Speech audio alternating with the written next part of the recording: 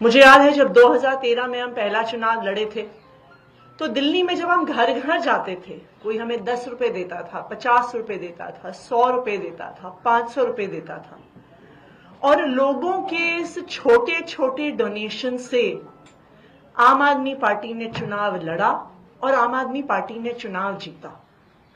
मुझे याद है कि जब हम नुक्कड़ सभा करते थे उसके बाद एक चादर फैलाते थे और दिल्ली के अनेकों लोग जो गरीब से गरीब घर से हों वो इस ईमानदार राजनीति को सपोर्ट करने के लिए, समर्थन करने के लिए कोई 10 रुपए, 50 रुपए, 100 रुपए उस चद्दर में डालता था। सिर्फ 2013 में नहीं, चाहे 2015 का चुनाव हो, चाहे 2020 का चुनाव हो, दिल्ली के आम लोगों ने, देश भर से आम लोगों ने आम आदमी पार्टी को डोनेट किया ईमानदार राजनीति करने के लिए। और आम आदमी पार्टी की ईमानदार राजनीति, आम आदमी पार्टी की काम की राजनीति इसीलिए संभव हो पाई है कि हम चुनाव लड़ने के लिए चंदा बड़े बड़े अपने बिजनेसमैन दोस्तों से नहीं लेते हैं। आज हमारे देश के लोकतंत्र की, आज हमारे देश की पॉलिटिक्स की ये सबसे बड़ी समस्या है कि पॉलिटिकल पार्टीज, कैंडिडेट्स चुनाव लड़ने के लिए बड़े बड़े उद्योगपतियों से, बिजनेस वालों से, कॉन्ट्रैक्टर से पैसे लेते हैं, उसके बाद सत्ता में आते हैं तो खुद तो अपने लिए पैसे भ्रष्टाचार के तरीके से कमाते ही हैं, पर उनकी सारी एनर्जी, उनका सारा समय अपने इन उद्योगपति दोस्तों को बड़े बड़े कॉन्ट्रैक्ट दिलवाने में जाता है। तो जिस पैसे से पार्टियों ने चुनाव लड़ा, जिन बिजनेसमैन से, उद्योगपतियों से पैसा लिया, फिर उनकी सरकारें उनके लिए काम करती हैं। आम आदमी पार्टी की सरकार, दिल्ली सरकार, अरविंद केजरीवाल जी की सरकार आम लोगों के लिए काम करती है क्योंकि आम लोग हमें चुनाव लड़वाते हैं।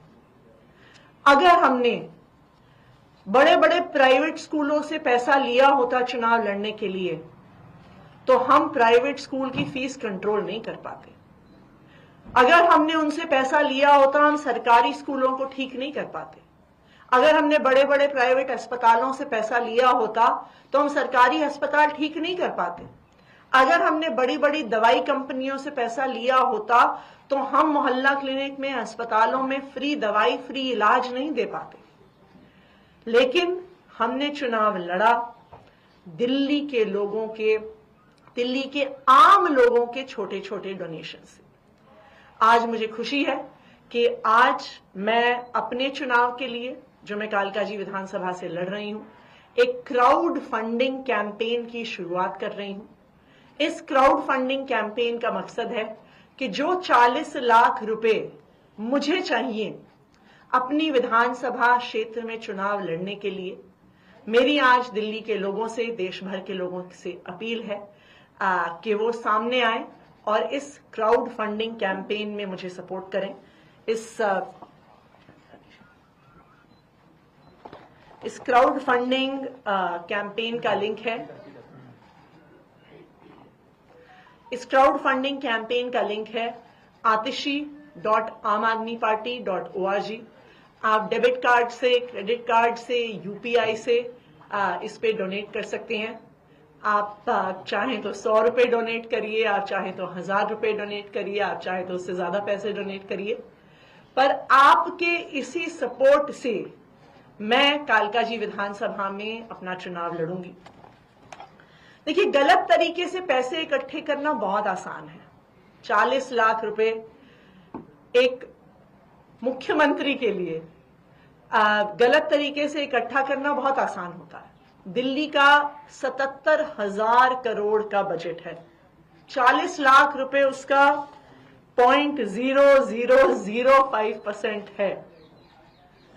अगर हम गलत तरीके से पैसे इकट्ठा करना चाहें, बेईमानी और भ्रष्टाचार के तरीके से पैसे इकट्ठा करना चाहें, तो मुझे लगता है कि एक दिन भी नहीं लगेगा 40 लाख रुपए इकट्ठे करने में।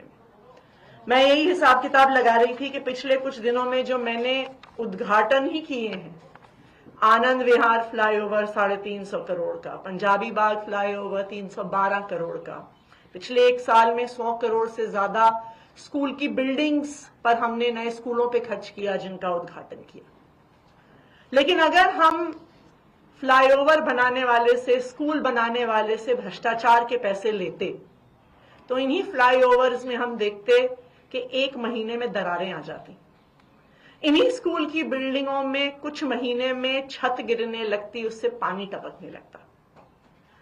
ईमानदारी की राजनीति करने के लिए हमने हमेशा दिल्ली वालों का सपोर्ट, हमें हमेशा दिल्ली वालों का सपोर्ट मिला है। और मुझे ये पूरा भरोसा है कि इस क्राउड फंडिंग कैंपेन के लिए भी दिल्ली के लोग, देश भर से अलग अलग लोग हमें पूरा सपोर्ट करेंगे। Thank you. अब मैं चाहूंगी रीना गुप्ता जी, जो हमारी पार्टी की स्पोक्स पर्सन है, वो अपनी बात करें। आज मेरे लिए बहुत गर्व और बहुत ही खुशी का मौका है कि मैं देश की सबसे ज्यादा एजुकेटेड मुख्यमंत्री के साथ बैठी हूं। आतिशी जी को मैं पिछले कई सालों से जानती हूं। वो सही मायने में दिल्ली की बेटी हैं।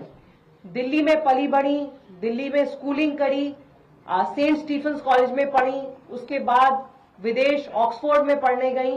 वो चाहती तो वहां उसमें ऑक्सफोर्ड में पढ़ने के बाद कहीं भी बढ़िया से बढ़िया नौकरी कर सकती थी।